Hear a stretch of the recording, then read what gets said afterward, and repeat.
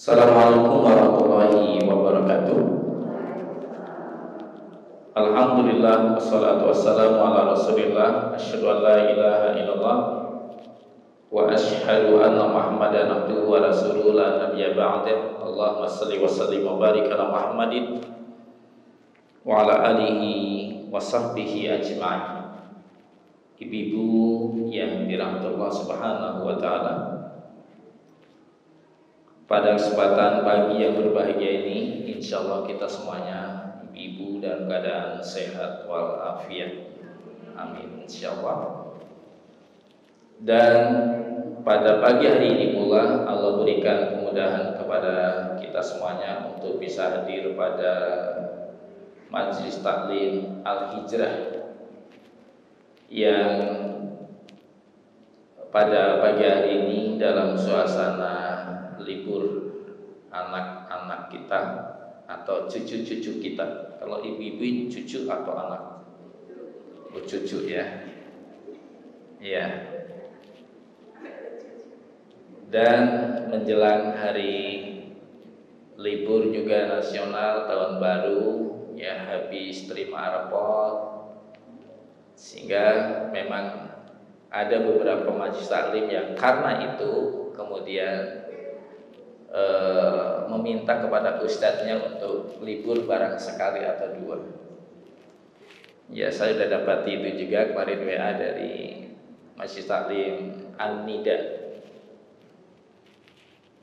yang base campnya di rumah mendiang almarhum Bapak Aceh Partadireja.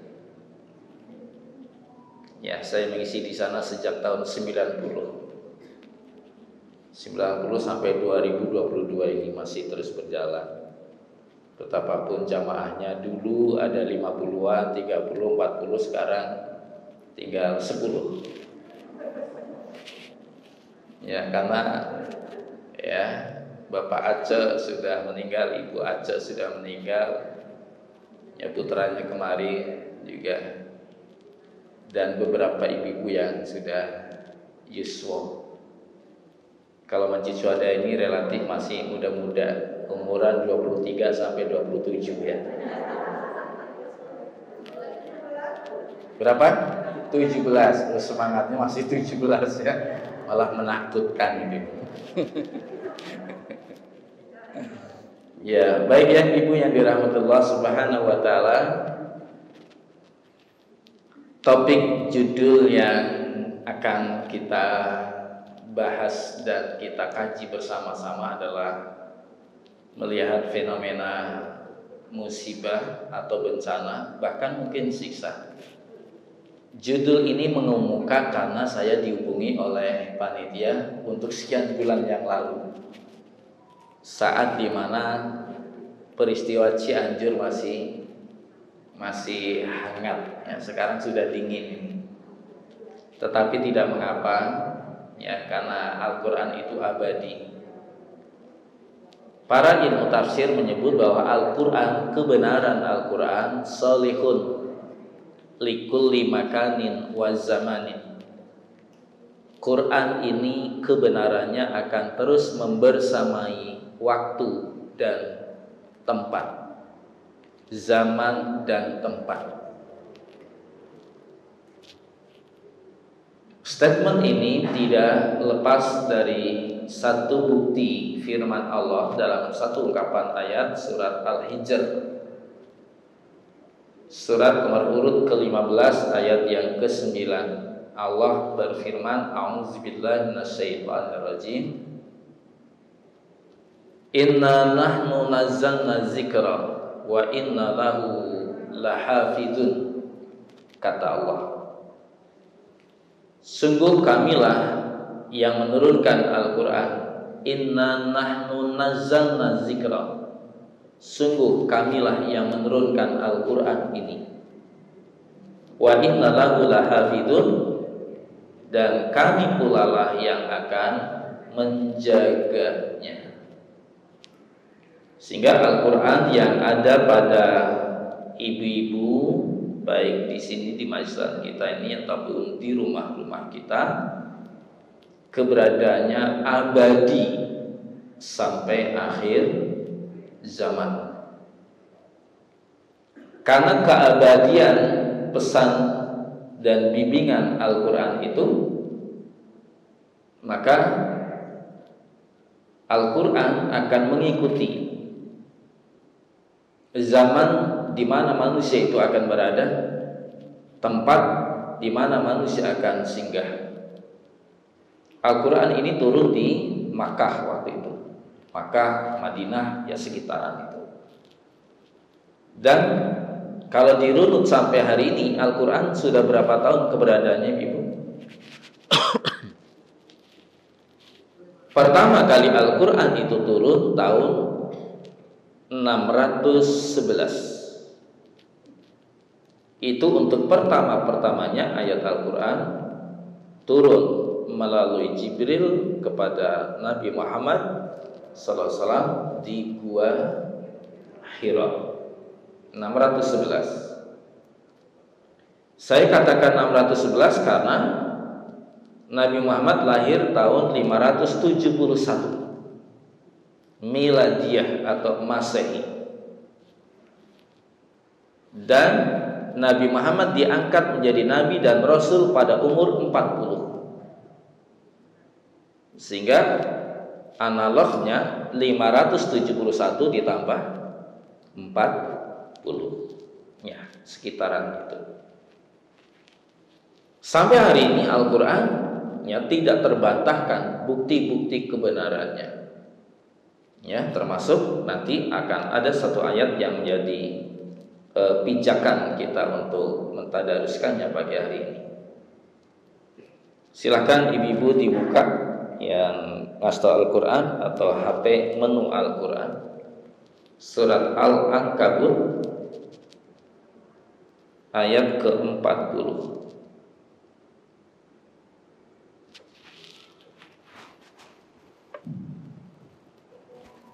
Surat nomor urut ke-29, juz ke-20, ayat ke-40.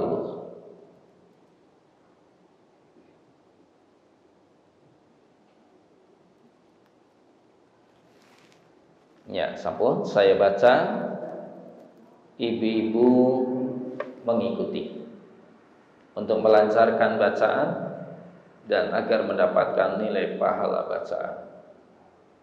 Surat Al-Ankabut ayat 40. Baik, saya baca. Sampun ya. A'udzu billahi minasy syaithanir rajim. Monggo.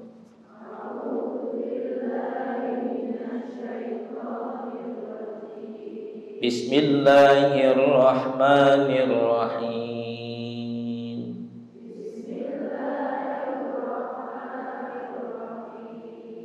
Fakullan akhadna bidzanbih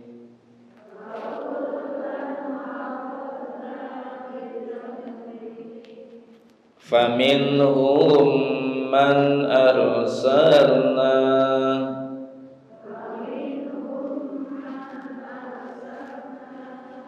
alaihi hasiba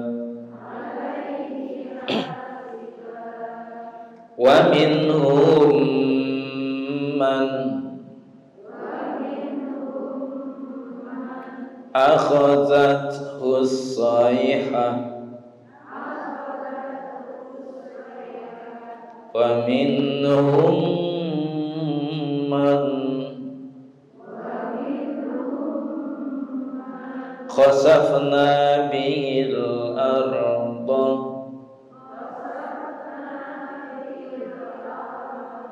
wa minhum man aghraqna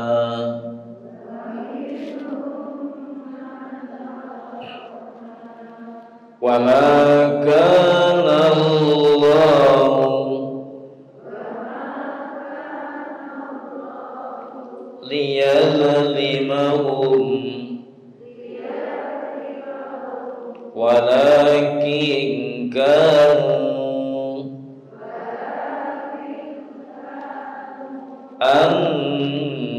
anfusahum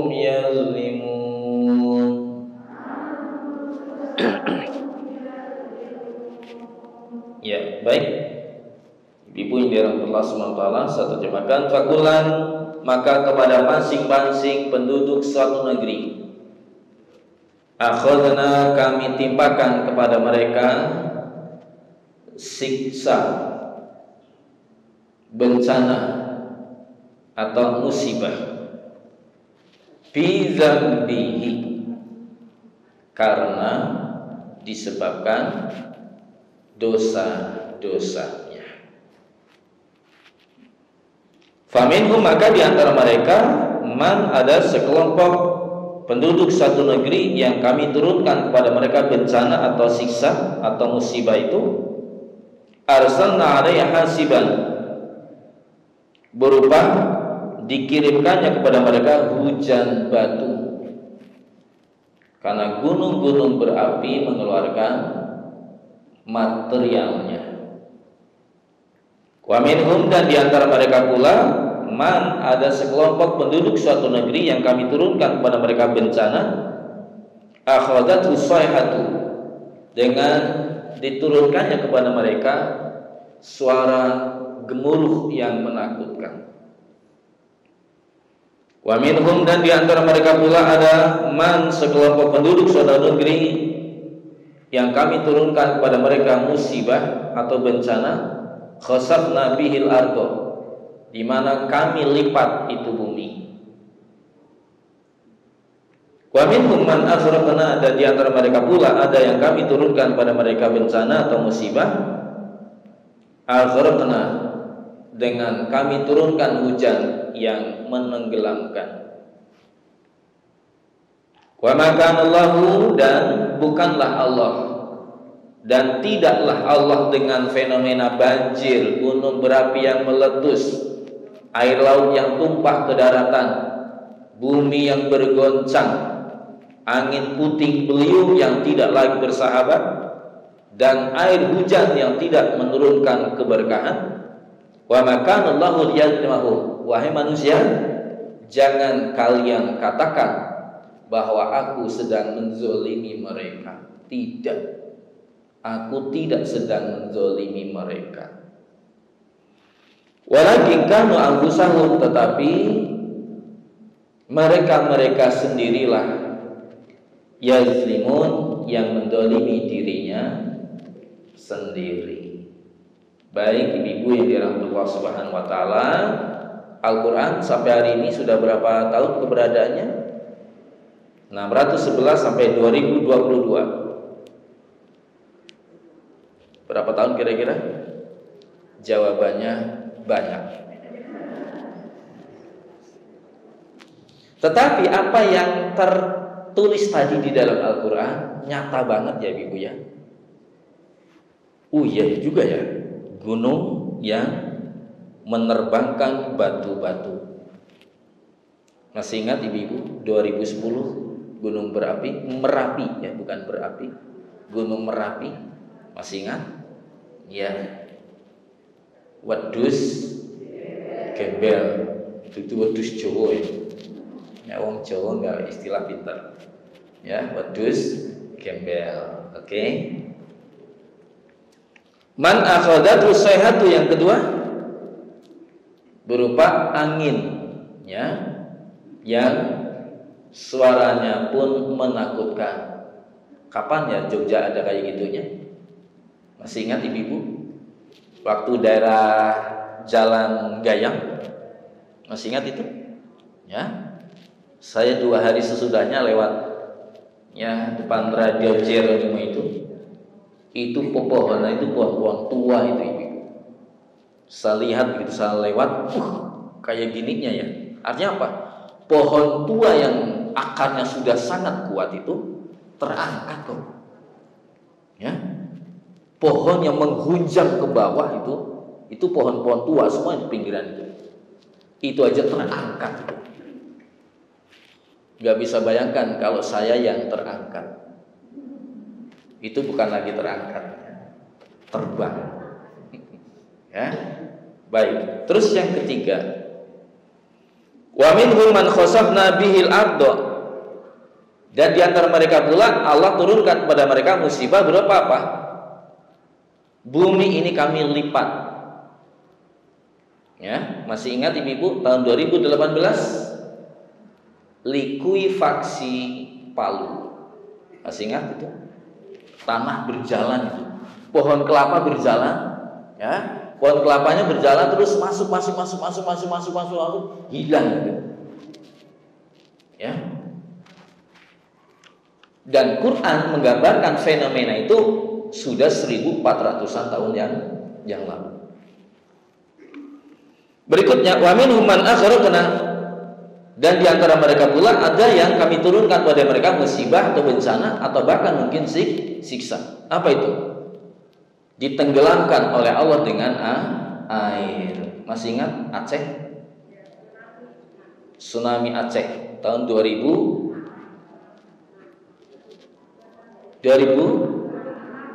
atau 2004? 2004. Ya, 2006 itu Bantul. Ya. Ya, Ibu masih ingat 2006? Masih ingat ya? Yang goncang-goncang gitu? Oh, asik banget itu. Ya. Iya, sambil takbir Allah astagfirullah. Asik. Saya jam 6 pagi itu sudah di sekolah karena sambil nyuci mobil, ada suara apa ya? Kemeratang. Astagfirullah. Tiang listriknya begini tuh. Tiang listriknya begini, jalannya gini. Tahun 2006. Baik Ibu yang dirahmati Allah Subhanahu wa taala. 2006 gempa Bantul, dan itu cukup 57 detik. 6.000 orang seketika. 6.000 orang seketika kehilangan nyawa. Ratusan orang depresi, trauma. Itu cukup 57 detik. Skala Richternya 5,9. Kemarin Cianjur 6,3. Tapi karena areanya pegunungan jadi tidak seperti di Bantul. Korban jiwa 340 sampai 350-an orang. Aceh jam 8 tsunami mulai, berhenti jam 8.30. Berapa menit? 30 menit. Berapa yang meninggal? 240.000 orang. 30 menit. Nih. Gunung Merapi? Ya. Ya. Sampai siapa? Juru kuncinya Gunung Merapi? Ya, Ibu familiar banget. Ya. Ya. Kalau saya jadi juru kuncinya juga mungkin terkenal saya.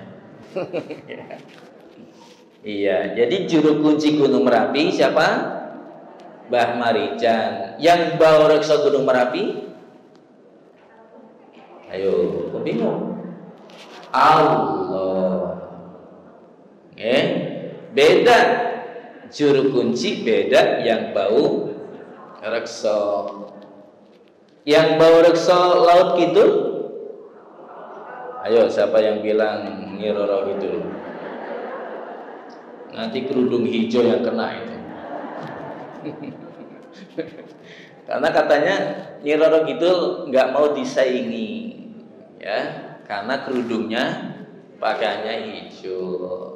Saya kira ibu-ibu Al-Hijrah ini perlu uji coba deh. Ayo besok ke Paris, semuanya seragam hijau, ya. Pertanyaannya apa ya tenang? Ya, ya ternyata itu apa? Mitos. Ya, mitos. Jangan ikut-ikutan. Baik ibu-ibu yang dirahmati Allah Subhanahu wa taala, saudara kita Cianjur, yang Bantul, yang ibu juga terkena dampaknya. Para ilmuwan, para cerdik cendekia dan para ahli menyebut itu karena faktor ya gerak lempeng bumi. Pergeseran atau gerak lempeng bumi. Jawaban ini 100% benar. Tidak salah. Kedalaman berapa waktu Bantul ibu?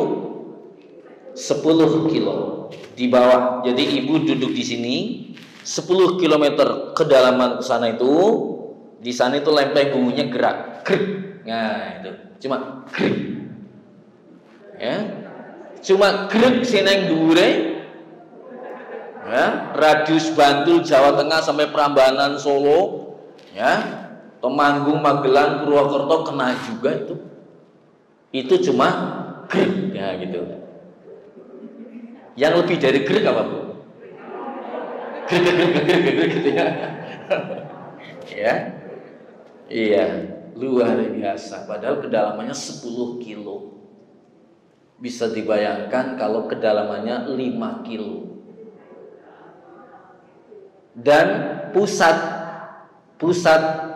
getar bumi, lempeng bumi itu di bawah Masjid Syuhada. Kayak apa kira-kira? Sudah, kayaknya ibu sudah wassalam deh. Ya, iya. Dan besok itu nanti pada saatnya bumi, langit, matahari, galaksi-galaksi, ya, gunung-gunung, semua akan digerakkan seketika oleh Allah Subhanahu wa Ta'ala. Sehingga ada ayat yang berbunyi idzas samaun, terus faqarat, idzas samaun faqarat. Ingatlah ketika langitnya pecah. Ya, ini. Wa idzal kawakibun tasarat. Planet dan galaksi-galaksi intasarat, berjatuhan dan saling bertabrakan. Wa idzal biharu sujirat, dan ingatlah ketika air laut masuk ke daratan, sujirat, dalam keadaan dinyalakan oleh Allah Subhanahu wa Ta'ala. Pertanyaannya, itu hari apa namanya? Hari kiamat. Ada enggak? Hari kiamat ada enggak? Ada. Berarti kayak gitunya nanti ya. Mau lagi gempa bumi skala Richter 10 aja. Berapa? 6,3, 5,9, kedalaman 10 km aja kayak gininya. Besok kayak apa ya? Makanya kata Nabi, tidak ada manusia yang lebih celaka dibanding orang yang bertemu dengan hari kiamat. Ibu-ibu ketemu enggak? Ketemu enggak? Enggak, kata aku sudah tahu kok. Aku delongkas. Gitu. Ya, dari skala umur 60, 63 kayaknya sih enggak ketemu kayaknya. Ya, tetapi secara umum karena kasih sayang Allah jugalah Allah tidak akan pernah mempertemukan orang yang beriman dengan hari kiamat karena saking sayangnya. Coba ibu bayangin kalau pas lagi pengajian kayak gininya, jangan kiamat, jangan. Ya. Jangan, itu terlampau ekstrim ya. Tidak bisa kiamat. Gempa bumi Jogja skala 8. Lagi pengajian skala 8 ger. Ibu gimana ibu? Ibu gimana kira-kira reaksinya gimana? Gak mungkin kan? Gempa. Gak mungkin. Pating jerit rakaruan. Astagfirullah. Masya Allah. Astagfirullah. Kayaknya itu kan. Iya. Tetapi kiamat itu tadi ayatnya sudah dibaca. Peristiwa hari kiamat itu nanti kalamhil basari, seperti peristiwa kedipan mata, seger. Ya, seluruh alam semesta. Tetapi saking sayangnya Allah tidak akan mempertemukan orang-orang yang beriman dengan hari kiamat. Ya, baik ibu-ibu yang dirahmati Allah Subhanahu wa taala. Jadi gempa bumi Cianjur Menurut ilmuwan dan ahli geologi mengatakan itu karena pergeseran atau gerak lempeng bumi, dan itu tidak salah. Begitupun Bantul, begitupun nanti tempat-tempat yang lain. Tetapi Ibu, pada ayat 40 surat Al-Ankabut ini justru Allah berbicara berbeda. Bukan dalam pendekatan ilmiahnya, tetapi yang non ilmiah. Fakulan akhadna bizambihi, kepada masing-masing penduduk suatu negeri, ada gempa, ada banjir, ada tsunami, ada ini, ada ini, ada ini. Kata Allah, bizambihi, iku mesti mergo dosa. Dan ini yang tidak dipahami oleh banyak orang. Tetapi Al-Quran justru mengingatkan, itu mesti karena perbuatan dosa yang dilakukan oleh orang per orang. Baik, kita coba. Di Cianjur ada apa ya? Kok ada peristiwa itu? Kira-kira. Dan ibu-ibu saya kira udah dapatin itu masukan atau informasi. Ada apa di Cianjur? Pemurtadan. Ya. Wong Islam disetot-setot Islam benar-benar Islam. Ya, karena mungkin pengetahuannya yang terbatas, kaum musliminnya, saudaranya yang tidak mencoba untuk mengamankan keislaman saudara Islamnya yang lain, ya, kemiskinan yang merajalela, ya, itu terjadilah proses pemurtadan. Yang kedua, kawin kontra, ya. Dalam pemberitaan televisi diberitakan, ya sedikit menyudutkan ya, sesungguhnya itu beritanya, itu dilakukan oleh para wisatawan dari Arab. Kata-kata Arab ini yang sesungguhnya tidak clear, ya. Bukan Arab, sesungguhnya itu sekelompok orang, ya. Tapi kenapa yang disebut Arab? Kenapa? Karena takut banget besok 2024 presidennya keturunan Arab.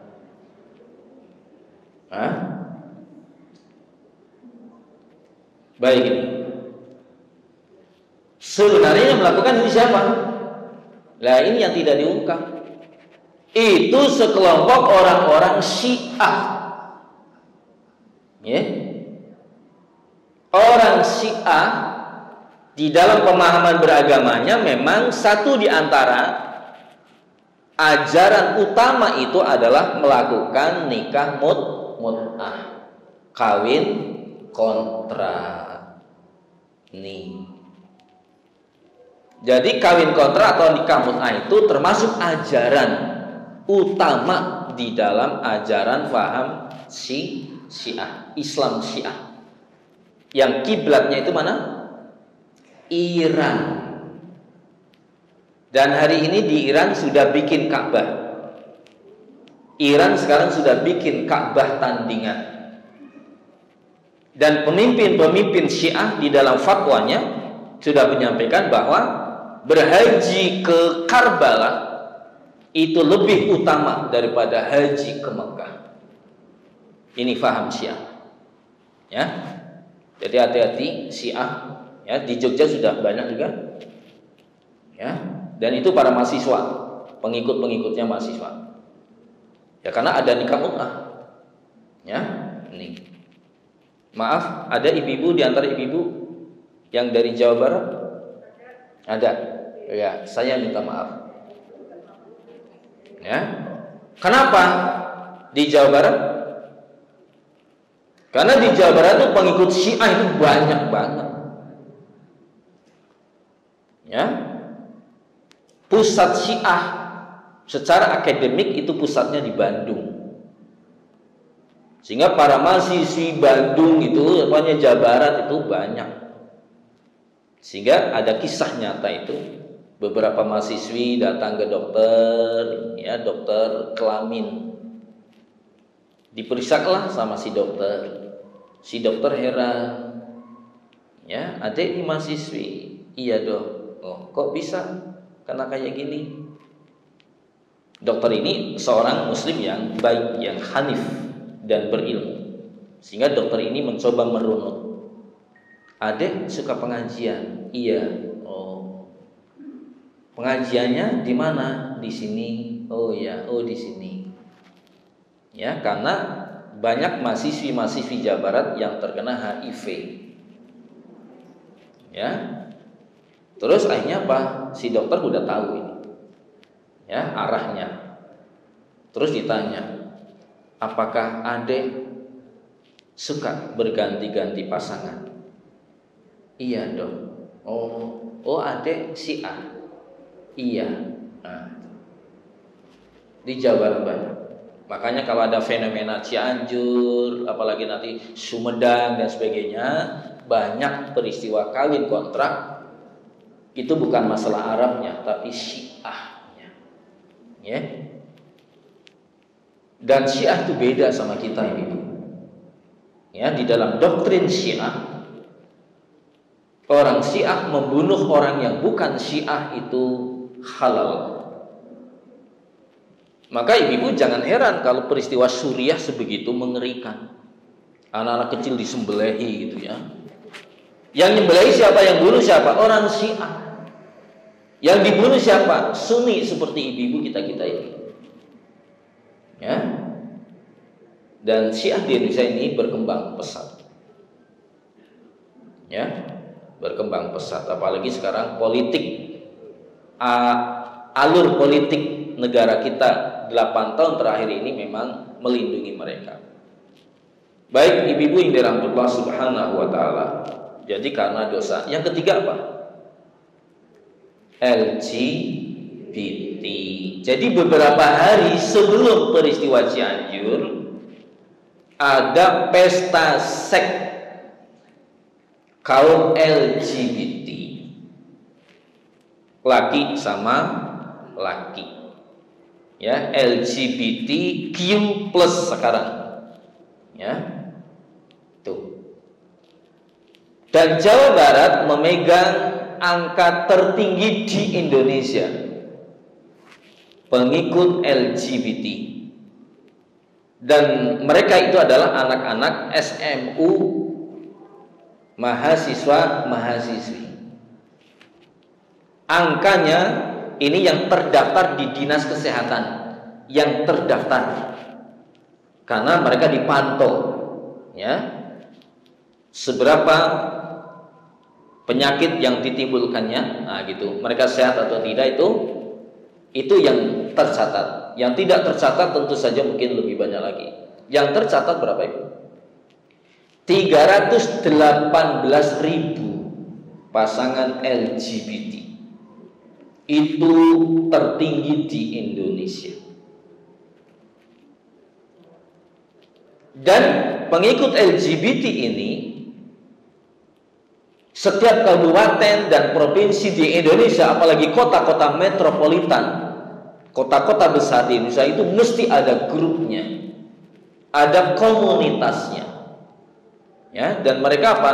Rekrutmennya itu lewat, ya, IG atau IG? IG namanya ya. Ya, karena saya nggak punya. IG. Apa IG Bu? Instagram, Facebook. Ya, jadi mereka sangat-sangat, ya, rahasia sekali gerakannya. Tapi setiap tahun terus bertambah dan bertambah. Ya. Yang aneh bin ajaib, tanggal 7, 8, dan 9 Desember pemerintah Amerika Serikat mengutus utusan khusus dari Kementerian Luar Negerinya, namanya Jessica Stern, seorang wanita, mau datang ke Indonesia. Kenapa? Di Indonesia kaum LGBT belum mendapatkan hak-hak untuk dihargai. Sehingga Amerika kayak nggak terima gitu, ya. Sehingga mengutus utusan khusus tadi namanya Jessica Chastain untuk tanggal 7, 8, dan 9 dia akan menemui presiden, menemui menteri, menemui LSM. Kenapa LGBT, gerakan LGBT dan kaum LGBT di Indonesia tidak dilindungi? Jadi mau protes itu. Tapi alhamdulillah pimpinan pusat Muhammadiyah memberikan surat khusus kepada pemerintah menolak kedatangan Jessica Chastain karena sangat berbahaya. Dan begitu pun Majelis Ulama Indonesia menolak keras atas rencana kedatangan Jessica Chastain. Ibu-ibu yang dirahmati Allah SWT, inilah sesungguhnya yang menjadi pemicu. Bela Cianjur dan juga likuifaksi Palu. Palu ada apa? Kenapa sebegitunya? Sama, ya.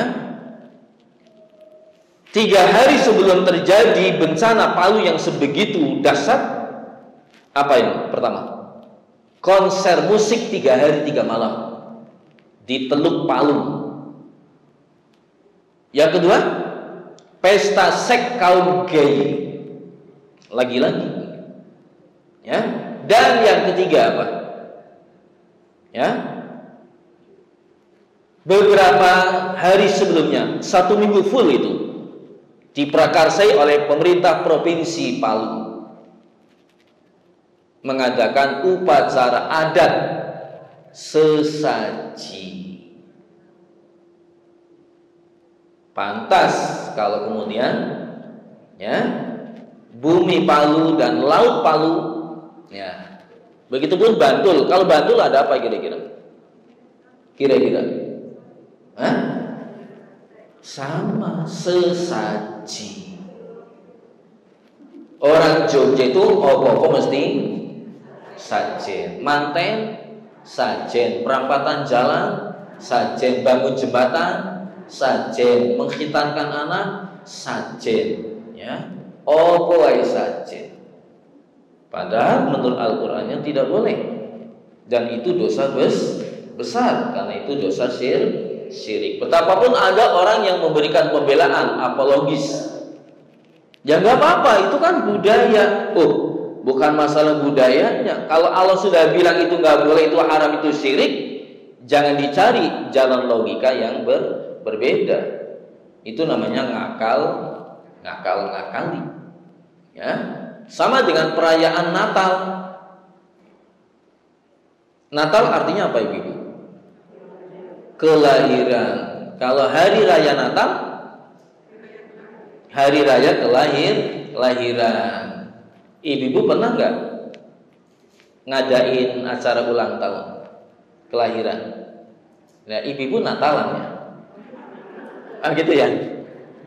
Iya, karena Natal secara bahasa berarti kelahiran. Tapi ingat, 25 Desember itu Natal kelahiran siapa?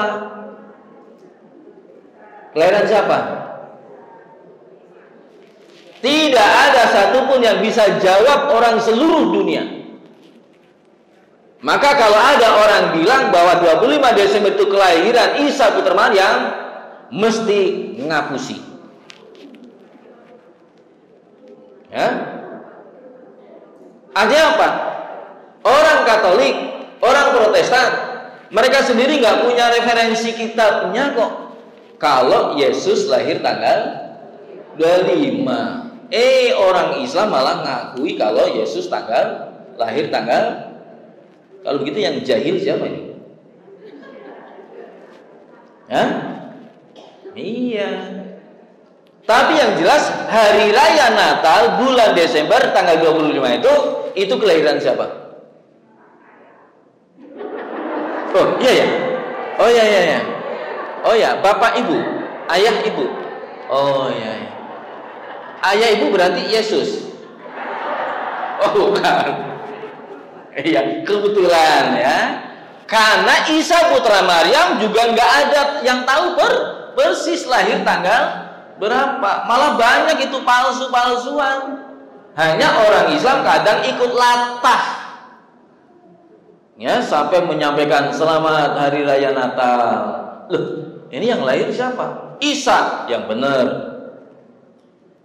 Ya, para ilmuwan membuktikan kalau Isa putra Maryam saat melahirkan Isa itu di musim panas, karena Quran ini lagi Quran itu solihun likuli zamanin wal makanin. Quran kebenarannya itu akan terus mengikuti peradaban manusia. Quran membongkar itu. Di dalam Al-Quran disebutkan, diperintahkannya oleh Allah, wahai Maryam, sesaat engkau telah melahirkan, ya, gerakan dahan atau pohon kurma itu. Pohon kurma ibu sampun nanti pirsa dereng. Kayak apa pohonnya? Besar atau kecil? Besar loh. Kayaknya besar ya. Ya, besar lah. Ya, mirip pohon kelapa ya. Ya, itu mirip. Dan oleh Allah, karena Maryam kan diusir-usir kan dari kampungnya kan, sehingga dia berada di kebun kurma, mengangsingkan diri karena diusir-usir oleh orang-orang Yahudi. Dikatai kalau Maryam itu wanita pezina, wanita kotor dan sebagainya. Wis pokoke kudu metu saka desa, ngisi-sini, ngotor-ngotori kampung, menodai. Hanya dia hidup dalam kesendirian di perkebunan kurma. Lah setelah dilahirkannya Aisyah dalam keadaan lapar, diperintahkannya oleh Allah, gerakan itu pohon kurma. Lah kurmanya pada jatuh rontok, dan itu hanya terjadi pada musim panas. Tapi kalau ibu-ibu lihat film itu salju kan? Iya. Dari sini para pendeta, para pastor, biarawati yang mikir. Alhamdulillah, satu demi satu mereka masuk Islam karena nggak ketemu nalar. Qurannya bilang begitu, iya juga ya. Katanya ada salju di kandang, ya, kandang kambing gitu. Itu karangan siapa? Yahudi yang karang-karang itu. Makanya ibu-ibu nggak usah mengatakan selamat Natal, karena apa? Wong tanggale ora cetha. Ya, tapi tahunnya pasti tahun 1. Jadi Isa putra Maryam lahir tahun 1. Bulannya diduga antara Mei, Juni, Juli, Agustus, karena itu musim panas. Itu kata para peneliti, ya, sejarah. Termasuk di Indonesia Ibu Irene Handono, ya, beliau menyampaikan nggak mungkin bulan Desember. Beliau seorang biarawati, ya. Waktu di Malang, sejarahnya dari Malang, dia masuk biarawati, ngambil Islamic Studies, belajar Quran. Begitu dibuka, dikiranya Quran kalau membaca Quran dari kiri ke kanan, padahal dari kanan ke kiri. Lah dia buka dari kiri ke kanan. Sing diwaca kul wallahu ahad. Sahabat-sahabat, kul wallahu ahad apa? Kul wallahu ahad. Katakanlah bahwa Allah itu, dari situlah rencana dia, saya harus belajar Quran untuk memurtadkan sebanyak-banyak orang Islam. Tetapi Allah berkehendak lain. Dan sekarang banyak banget orang masuk Islam justru karena mengkaji fenomena itu. Ibu-ibu yang dirahmati Allah Subhanahu wa taala, jadi berangkat dari ayat 40, peristiwa-peristiwa alam silakan itu didekati dari aspek ilmiah, boleh dan benar. Tetapi ibu-ibu saya ajak lagi, pada ayat kedua, surat Ar-Rum ayat 41. Coba dibuka. Surat nomor 30. Kalau tadi nomor urut 29, surat Ar-Rum surat ke-30. Ayatnya ke-41.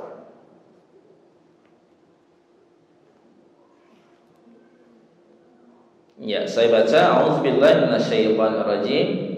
Zaharal fasadu fil barri wal bahri bima kasabat aydin nasi liyudhiqahum ba'dal ladzi 'amilu la'allahum yarji'un. Bisa difahami dari terjemahannya. Telah tampaklah kerusakan fil barri wal bahri, baik di darat maupun di laut. Kenapa kok terjadi ini? Kenapa gempa bumi? Kenapa puting beliung? Kenapa tsunami? Kenapa likuifaksi? Kenapa banjir? Kenapa ini dan kenapa ini? Dijawab oleh Allah. Bima kasabat aydin nasi. Itu disebabkan karena tingkah polanya manusia. Ya. Mesti ada yang memicu, pasti itu. Ya, pasti. Apa itu? Perbuatan pelanggaran atas larangan maupun perintah Allah Subhanahu wa ta'ala. Terus kenapa Allah peristiwa Gunung Merapi terjadi? Kenapa Bantul juga terjadi? Liyudhiqahum ba'dal ladzi 'amilu. Kata Al-Quran, ben menungsone ngerasake, biar manusianya merasakan dampak dari perbuatan yang mereka lakukan. Nanti kalau di kota-kota kok banjir, itu dari Allah, iya pasti. Tetapi menurut ayat Al-Quran, introspeksilah, karena mesti manusianya. Apa itu? Mungkin pola hidup orang kota yang sudah tidak lagi teratur, buang sampah sembarangan terus. Oh, berarti benar-benar kalau orang mau hidup dengan aturan Al-Quran, luar biasa. Baik, la'allahum yarji'un. Tadi pada ayat Al-Ankabut ayat 40, Allah nggak mau. Ya Allah, kenapa turunkan banjir? Kenapa likuifaksi? Kenapa tsunami? Ya Allah, jangan engkau katakan bahwa aku sedang menzolimi kalian. Bukan. Tetapi justru aku sayang kepada kalian. Jawabannya pada penutup ayat 41 ini. La'allahum yarji'un. Siapa tahu dengan musibah ini dan ini, mereka mau kembali kepada jalan hidayah Allah. Siapa tahu mereka mau kembali kepada jalan kebenaran. Oh, berarti Allah benar. Bukan Allah sedang menzolimi orang per orang. Tetapi apa? Justru Allah mengingatkan dengan peristiwanya. Ibu-ibu yang dirahmati Allah SWT, disinilah pentingnya amar ma'ruf nahi mungkar. Pertanyaan sederhana, adakah agama yang melarang LGBT? Adakah agama yang melarang LGBT? Semua agama pada dasarnya melarang. Masalahnya adalah agama yang selain Islam sudah tidak bisa lagi membuktikan kalau LGBT itu dilarang. Sehingga apa? Di dalam perjanjian baru, perjanjian lama, ada nggak larangan LGBT? Raun? Nggak ada. Tripitaka, Weda, nggak ada. Ya, itu sebabnya nyuwun sewu, ibu-ibu mungkin sudah pernah melihat film, ya, saya judulnya lupa, ya, film seputar sejarah gereja, banyak biarawati yang lesbi, ada film itu, ya. Yang kedua, banyak pendeta pastor yang LGBT. Udah pernah lihat filmnya? Saya lupa itu filmnya. Dan bukunya ada sudah dikarang, itu tebel bukunya. Yang mengarang mereka juga yang menyusun. Dan yang ketiga, yang perempuan biarawati sama biarawati itu lesbi, yang pendeta pastor dan pastor itu gay, dan yang ketiga, di Inggris kebongkar, di Amerika kebongkar, di Afrika kebongkar. Di pelataran belakang halaman gereja banyak terkuburkan bayi-bayi. Kenapa? Itu tadi. Islam mengajarkan, ya, ajaran menikah. Kenapa? Karena Allah dengan ajaran Al-Qur'annya memposisikan betapa manusia itu makhluk yang sangat mulia, yang di dalam kemuliaannya itu harus dijaga agar dia tetap terhormat dalam kehidupan dunia sampai akhirat. Makanya ada namanya pernikahan. Kenapa? Yang namanya manusia tetap manusia, punya potensi dan berkecenderungan dengan hormon yang Allah ciptakan, ya, sehingga laki berkebutuhan biologis kepada perempuan, yang perempuan berkebutuhan biologis kepada laki. Jangankan manusia, ibu, jangankan manusia, kewan. Ibu pernah lihat nggak ayam jago dengan ayam betina kawin? Pernah nggak? Kenapa, Bu? Kenapa? Oke, ya. Baik, lalat. Pernah nggak lalat? Lihat ibu lalat? Kayaknya ibu nggak pernah ngamati kayak gitu-gitu kan ya? Oh ya, lalat, ayam jago, bebek, mentok, gitu kan? Ya kan? Kucing, ya? Iya. Artinya apa? Sing kewan cetol kewan itu saja diberikannya oleh Allah hormon untuk berkebutuhan kepada lawan jenis.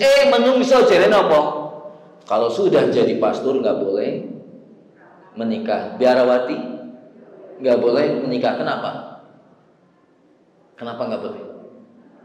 Karena pelayan Tuhan ganyi. Pelayan Tuhan, orang suci, makanya nggak boleh berkebutuhan seks. Jangan sok-sokan. Dibongkarlah sama Allah. Ternyata apa? Biarawati sama biarawati, pastor sama pastor, bahkan apa? Yang ketiga, biarawati melayani pasturnya. Yang benar dan mulia adalah Islam. Dengan ajaran apa? Menikah. Jangan samakan Islam dengan yang lain. Bukan kelasnya ya ibu ya, bukan kelasnya. Islam itu wahyu. Semua yang di dalam Islam itu wahyu ibu. Ya, sehingga terbukti secara ilmiah. Contoh ibu-ibu kalau makan pakai tangan itu biasanya makan apa? Nasi, sayur tumis kangkung gitu ya, tempe garit, oh ya, terus tahu, ya biasanya pakai itu ya, segone anget sambelnya terasi, wah, ya, tambah tumis kangkung, pedes, kemeringet, ya, begitu ini nih, itu ya, iya. Apa yang ibu lakukan ketika ada sisa-sisa makanan yang ada di dalam jari kita ini? Ayo, apain? Pakai tisu, diapain? Ini ya. Gitu. Oh, enggak, gini ya Bu ya. Ya, diklamuti. Ya, ini ora usah isin. Kecuali di mantenan jangan. Iya. Kok kayak gitunya? Ternyata itu Nabi yang ngajarin. 1400 tahun yang lalu Nabi praktek. Baru 20 tahun terakhir terbuktikan secara medis. Oh, ternyata pada ruas-ruas jari kita itu, ketika kita masukin jari ini ke dalam mulut, ada unsur apa? Enzim yang mempermudah proses pencernaan. Ingin bukti ilmiah? Silakan. Sore ibu taruh itu 2 sayur, silakan makan waktu sore. 1 ambil pakai sendok, 1 ambil pakai tangan. Yang basi besok pagi yang mana? Yang tangan. Yang tangan basi. Iya. Tuh. Perserikatan Bangsa-Bangsa lewat lembaganya UNICEF baru 25 tahun, 30 tahun terakhir menginstruksikan kepada seluruh negara di dunia untuk memberikan hak ASI kepada si bayi sampai umur berapa? Berapa Bu? 10 tahun. Oh, 2 tahun. 2 tahun ya. Ada ASI apa namanya? Eksklusif. Iya. 6 bulan kan? Iya. Quran 1400 tahun yang lalu. Maka ketika ibu melahirkan, ada ASI yang pertama keluar, dibuang apa enggak? Enggak boleh dibuang kan? Itulah Quran. Itulah Islam. Ya. Sehingga ada seorang Yahudi berkebangsaan Perancis. Beliau masuk Islam gara-gara ini. Ya. Gara-gara meneliti itu. Kok bisa kayak gini? Wih, ternyata sudah ada toh dalam Quran toh. Iya. Inilah hebatnya Islam. Makanya kalau ada orang Islam kok kagum dengan agama di luar Islam, tandanya dia belum memahami Islam. Islam itu tidak bisa dibandingkan dengan apapun dan agama manapun. Bagi ibu-ibu Allah Subhanahu wa taala, jadi yang melarang LGBT siapa? Orang Islam. Karena hanya di dalam Islam lah ada ajaran amar ma'ruf nahi munkar. Di luar Islam enggak ada, ibu-ibu. Di luar Islam tidak ada pemahaman ajaran amar ma'ruf nahi mungkar. Karena tidak ada ajaran amar ma'ruf nahi mungkar itulah, maka ayat suci mereka itu apa ayat sucinya? Apa-apa hak azazi manusia. Apa-apa hak azazi manusia. Laki sama laki hak azazi manusia. Minum khamr hak azazi manusia. Perempuan sama perempuan hak azazi manusia. Kumpul kebo apa wedhus? Kok istilahnya kumpul kebo? Ya? Kumpul kebo. Jangan itu dilarang. Kenapa? Itu hak azazi manusia. Sampai di Eropa, ibu-ibu, ya jangankan lagi perempuan nikah atau kawin, nikah diberkati di gereja. Jangankan laki perempuan, perempuan sama perempuan diberkati nggak di gereja? Diberkati. Laki sama laki diberkati. Ya, manusia sama binatang diberkati. Kenapa? Itu hak azazi manusia. Sampai sekarang ada di Eropa nikah sama jembatan. Ada nggak itu? Nikah sama menara Eiffel. Ada nggak itu? Nikah sama mobil yang dia cintai. Ada nggak? Itulah Eropa. Jadi kitab sucinya apa? Ayat sucinya apa? Hak azazi manusia. Sehingga sekarang sedang masuk Ya, sudah masuk ide-ide gila ini ke Indonesia. Termasuk apa? Child free. Child free. Apa itu? Aku mau nikah, tapi aku nggak mau punya anak. Itu. Hah? Di Eropa biasa kayak gitu. Jangankan nikah, kumpul kebo bareng hidup 5 tahun, 6 tahun, 10 tahun, tapi aku nggak mau punya anak. Lah terus kalau kita mau punya anak, boleh gimana? Ya, ke lembaga sosial ngadopsi, tapi aku nggak mau. Lah terus itu anak siapa? Ya kalau anak kita, tapi aku nggak mau hamil. Sehingga hamilnya lewat pinjam rahim orang lain. Pinjam rahim orang lain nyewa. Bisa dibayangkan ibu. Karena apa? Ayat sucinya hak azazi manusia. Ya. Sampai-sampai apa sekarang? Saya lihat video kiriman teman-teman itu. Pabrik manusia. Ibu-ibu mungkin sudah ada yang dapat itu. Ada kan? Ditabung-tabung itu. Ya. Kalau kemarin bayi tabung, sekarang memang pabrik manusia. Entah spermanya siapa, entah ovumnya siapa, diproses di dalam tabung. Ada yang lagi proses, lagi jadi kepala gitu. Gila manusia ini sekarang. Masya Allah la quwwata illa billah. Ini nanti bapak sopo, ibu sopo. Anak-anak yang lahir dari tabung-tabung. Banyak banget tabung itu, pakai mesin semuanya. Ya? Jadi pantas kalau di Eropa juga ada ya swalayan supermarket sperma. Ada nggak? Ada supermarket sperma itu. Jadi ibu hidup ya single veter atau single parent? Single parent. Saya hidup sendiri, aku pengen 2 anak. Dan terus saya mau beli sperma. Udah, jadilah nanti saya punya anak.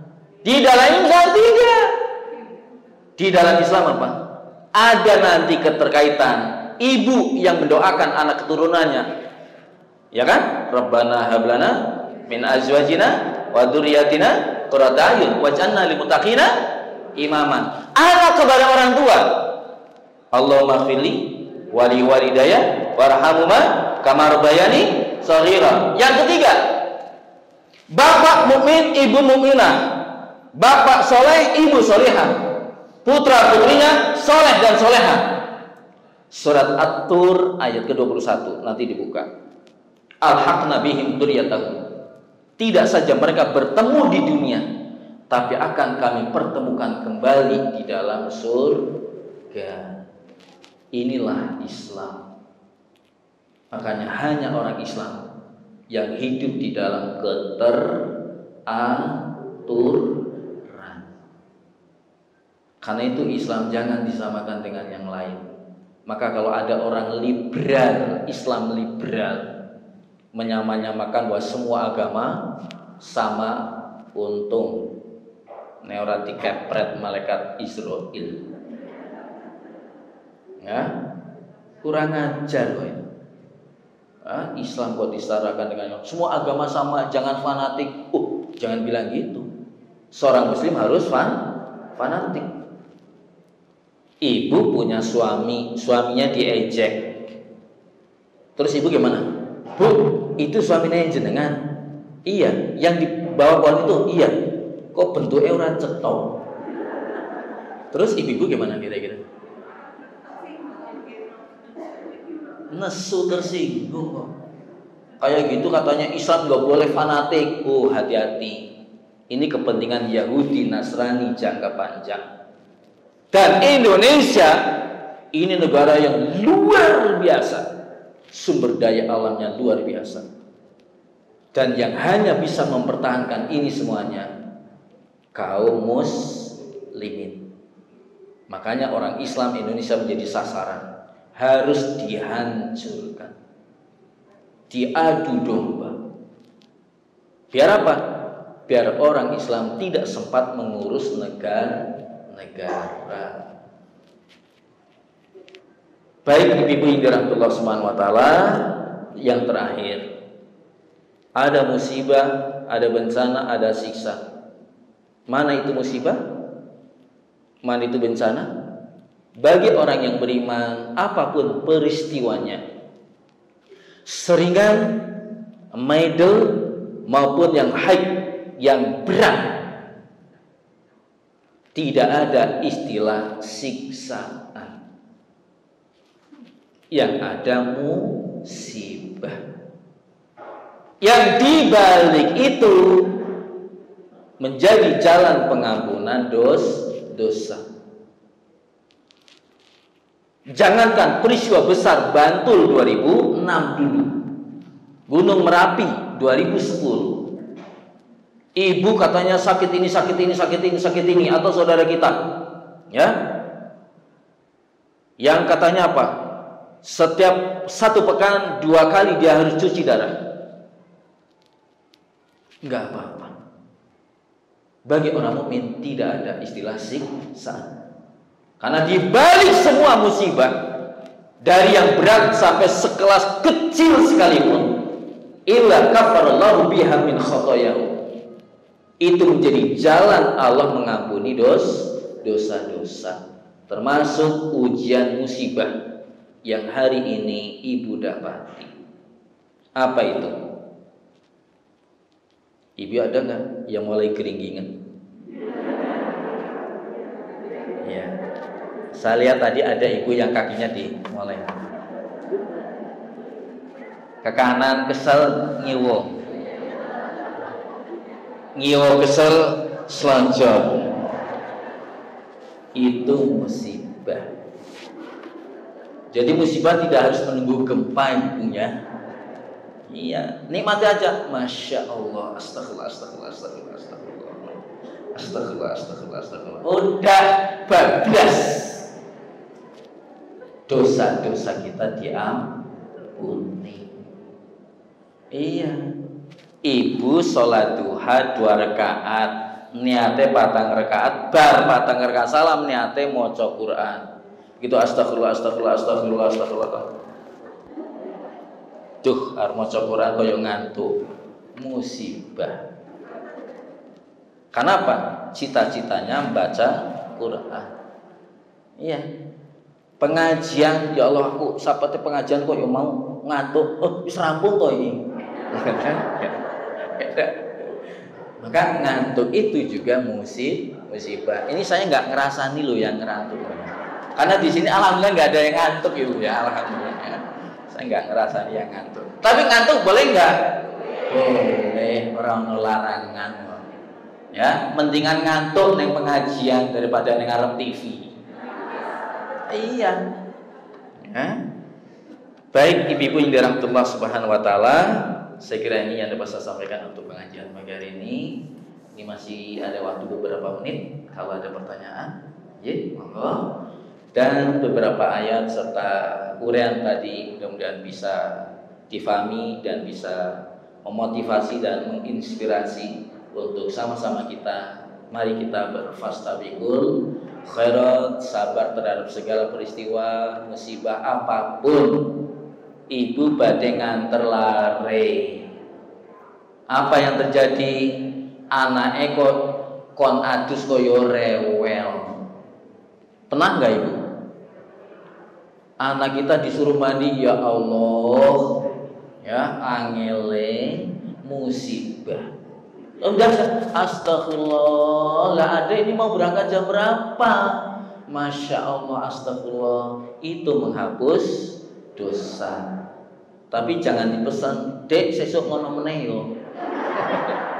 Ngalamat tensinya, ya, naik. Nikmati saja. Sudah tergesa-gesa, apa yang terjadi?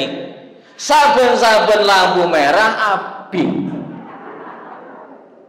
Ya kalau pakai motor sekarang, kalau pakai mobil, aduh ya Allah. Kayak tadi saya berangkat agak terlambat 6:30 dari rumah. Ya, saya di Gamping sana Balai Catur, sekolah saya di Jogja. Waduh, setengah 7 ini Masya Allah. Astagfirullah, bismillahirrahmanirrahim. Wis panjang jalan, din, astagfirullah, Masya Allah. Muka-muka abang, ijo, astagfirullah, din. Itu musibah. Wis pokoke bibir kita jangan pernah kering dari nyebat asmanipun Allah Subhanahu wa ta'ala. Bernikmat-nikmatlah, berdekat-dekat dengan Allah. Dengan apa? Nyetir mobil di traffic light, ya, sambil zikir aja. Subhanallah wa bihamdi, subhanallah. Subhanallah wa bihamdi, subhanallah. Begitu hijau, set, alhamdulillah. Disalib saka kiwa, ya ora apa-apa, ora edan. Enggak, biarin aja walaupun ya tersinggung sedikit gitu ya. Tapi astagfirullah, masya Allah, tak bales semua ini. Saya kira ini ibu-ibu ya, mudah-mudahan bermanfaat. Terus siksa itu bagi siapa? Siksa itu bagi orang yang tidak beriman. Bagi orang yang tidak beriman, tidak ada pengampunan dosa. Ya? Yang ada siksa. Makanya ibu-ibu tidak perlu kemudian kita menjas. Ibu iki dosane apa ya kok saiki priangi? Oh, enggak usah. Itu cara Allah menghapus dosa si A, dosa si B, dosa si C. Kita tidak perlu, karena kita semuanya punya dosa juga. Ya udah, kita maksimalin istighfar dan hanya Allah yang tahu.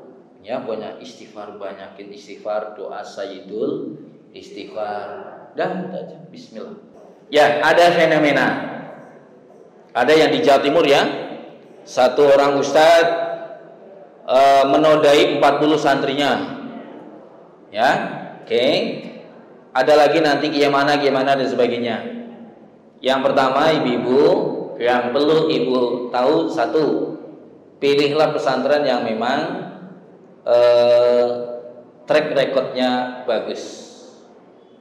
Yang kedua, fenomena yang terjadi seperti itu, maaf, ya mungkin ini subjektif juga, ya, itu terjadi sebagai satu kasus, bukan seluruh pesantren, ya. Dan yang ketiga, karena itu satu kasus berarti personal, berarti ustadznya, gitu ya. Jadi tidak perlu generalisasi. Yang ketiga, maksud saya, kebetulan saya juga ngamati terus. Itu terjadi pada pesantren-pesantren yang notabene-nya memposisikan kiai dan ustadznya itu sebagai orang yang teramat sangat dikagumi dan dihormati. Sehingga santri yang sekian banyak jadi korban. Kenapa tidak melapor dan sebagainya? Satu, karena takut.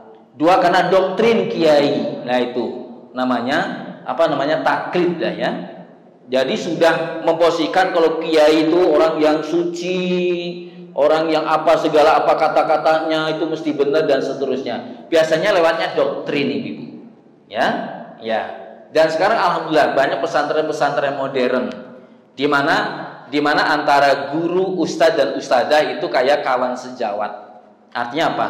Dalam keterbukaan yang terjaga baik. Nah, biasanya terjadi seperti itu pada pesantren-pesantren yang dimana posisi kiai itu sebagai orang yang sangat, ya, yang terjadi di Jawa Timur kan juga begitu, ya.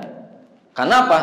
Kalau sampai berani menolak apa yang dimaui kiai, ngalamat, uripmu ora bakal, nah kayak gitu. Seperti doktrin gereja, ya, lah. Dan itu biasanya terjadi pada pesantren-pesantren yang notabene-nya tradisional. Di mana kiai mendoktrin santri harus hormat, harus apapun sama kiai, tidak boleh ada kata tidak. Ada kitabnya. Saya pernah membaca kitab itu, memang dampaknya santri itu ada ya dalam kitab At-Taqdim wal Muta'allim. Jangankan kepada kiai, kepada anak kiai pun kalau ketemu harus, ya, kalau ketemu anak kiai, jangankan kiainya ibu, ketemu anak kiai saja harus, ya, kayak gitunya. Ya, ini sebenarnya mirip doktrin gereja, di mana pastor itu manusia suci. Lah, saya kira itu Bu, biasanya terjadi pada pesantren-pesantren tradisional. Kalau yang pesantren-pesantren modern relatif ya, boarding school itu sebagainya, itu seperti kawan sejawat. Jadi ustadz ustadzah atau ustadzah sama santri putrinya, ustadz sama santri lakinya itu biasa bermain bersama dan sebagainya, dan tidak dibangun satu pemahaman kultus ya. Saya kira itu yang perlu saya sampaikan Ibu. Di samping itu Ibu bismillah dari awal. Bismillah. Udah, insya Allah aman.